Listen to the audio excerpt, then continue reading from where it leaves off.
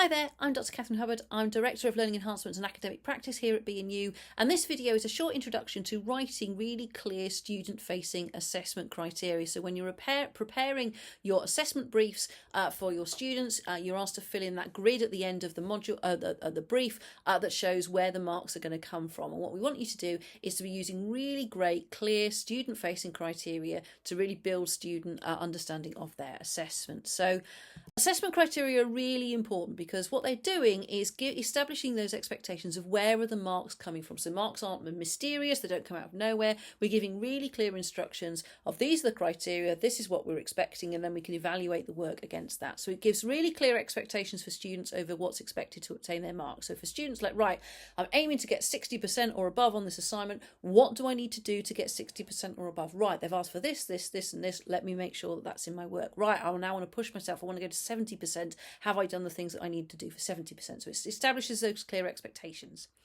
It gives greater consistency between teaching teams if you've got really good assessment criteria. So it might be that you're on a module that is co-taught between multiple members of staff and you really want to make sure that the assessment is consistent between members of your teaching team. Or it might be that it's across the programme. So you want to make sure that your module is consistent with another module. So it's not that one module is particularly harsh or particularly generous with marks. You've got some consistency across the programme. They help align the academic standards to final degree classification. So obviously student marks are all then combined at the end. They're put through the relevant algorithms with the relevant weightings to determine the overall mark for the student, and that will determine their degree classification. So undergraduate, is it first or is it two, or is it third? At postgraduate level, is it a merit or a distinction? So it helps to align all of that in terms of robust academic judgment. It supports assessment for learning. As I say, learning should be driven by the assessment. So the assessment should be an opportunity for students to go, right, in order to do well in this assignment, I need to learn this, and I know that I need to learn it because it's mapped out in the assessment criteria. And that all underpins constructive alignment of teaching, learning outcomes and assessment. So this is quite a pivotal sort of pedagogic theory, Biggs 1996, that says for well-structured learning, what you need to have is alignment between three things. So the learning outcomes, which is what should the learner know or be able to do at the end of their study. So it could be knowledge-based or it could be skills-based. There's a learning activity, so how will the learner learn? So whether that's in the classroom or whether that's through the VLE or whether it's through their independent study or through a placement, whatever it is, how is the learner going to learn those things that you set out? And then the assessment is obviously how is that learning going to be measured? And what a really good set of assessment criteria will do will link the learning outcomes, so what you intended students to do, with the assessment of how you're measuring at the end of it in a really clear and transparent way so students understand what it is that they need to do to succeed in their studies. So what I'm going to do now is to walk through an example assessment grid. I'm not expecting you to read all of the text that's going to come up on the screen. There's quite a lot of it. These grids are quite dense, but I'm going to talk you through some key features and the things that I would be thinking of in terms of designing some really good assessment criteria.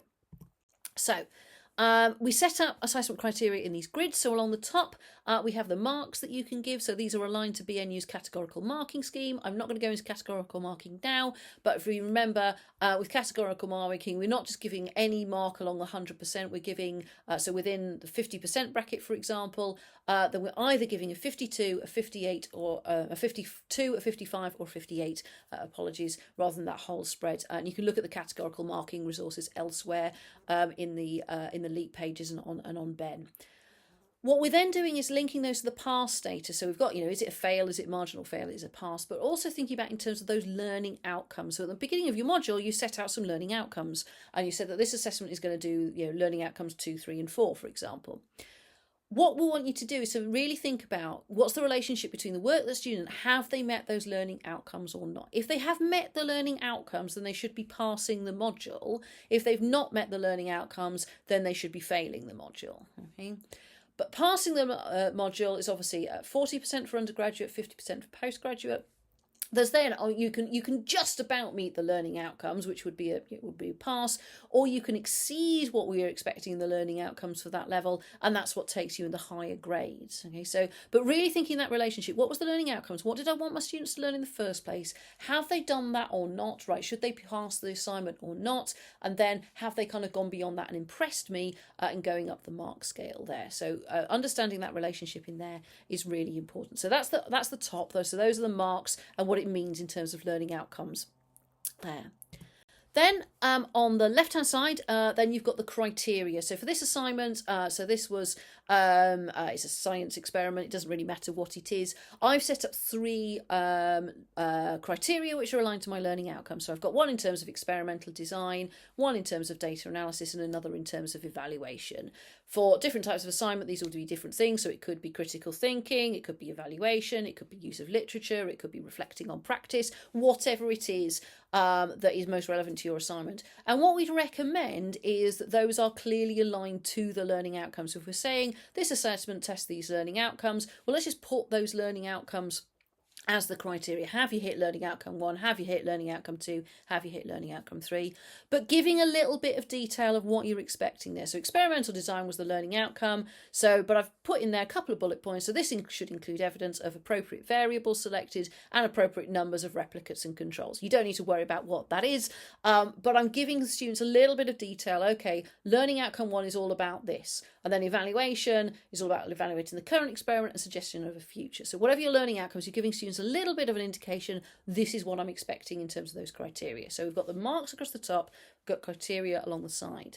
Then in each box, there should be a description of what you're looking for to award that mark. Okay, and these should be sort of going up the progression of higher and higher marks. But what we're wanting you to do is not to just use, student has a satisfactory experimental design, has a good experimental design, has a very good experimental design. That language is actually quite subjective. So what you consider to be very good, a colleague might consider to be only satisfactory, and another colleague might consider to be outstanding.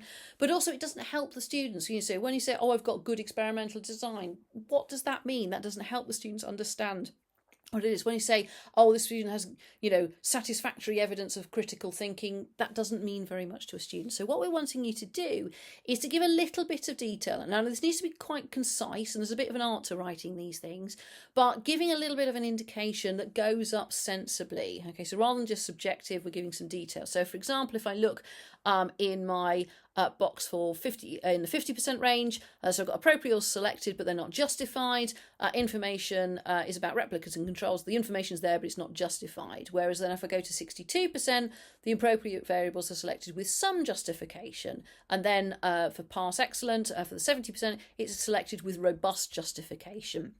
And equally, if we go down into the fail, so then we've got minimal details of experimental designs given with no indications of replicates, controls or variables. So rather than just saying, oh, it's unsatisfactory, we're giving some detail. So what are the specific things that you're looking for when you look at student work? What are the things you're looking for to say, yeah, that's a 2-1, I'm going to give it there. If you can articulate those to your students, then they'll have a much clearer understanding of what it is that they need to do, and you will be more consistent as a marker because have they done that? Yes, yes, yes, tick, I can give them that mark. So it gives you actually confidence in your academic judgment. So some tips for writing assessment criteria. So I think the language is really important. You're using clear and concise language that everyone can understand. It's not about student-facing language, it's just about transparent language that everybody gets. So the most experienced, the least experienced member of your teaching team, an associate lecturer, whoever it is that's doing the marking or talking to students about their assessment, the language is clear for everybody. Aim for 3 or 4 criteria, keep it simple. You don't want much more than that. I'm looking for these 3 things within the work. That keeps it nice and simple. If you have a really bloated assessment grid, it can get really difficult for students to understand it. As I say, align your criteria to your learning outcomes where appropriate. It might not always be a natural fit, and there might be actually those 2 learning outcomes are quite similar. I don't need to double mark those. But if you align it to your learning outcomes, then it kind of ties it all together. As I say, avoid the use of subjective language. So don't just say, satisfactory use of. Be specific in what you're looking for. So when you say, you've got good evidence of reading, what are you looking for? Is it that they've used the reference list well, or have they gone beyond the reference list, for example? There's a bit of an art to writing these, and you don't always get it right first time. So definitely I would get a colleague or ideally some students to review the language and clarity. Have I been as clear as I ought to have been? Do I see the connections between? Have I used an overly flouncy word when something much more transparent would have been good? So getting a colleague to look at them, I think, is really helpful.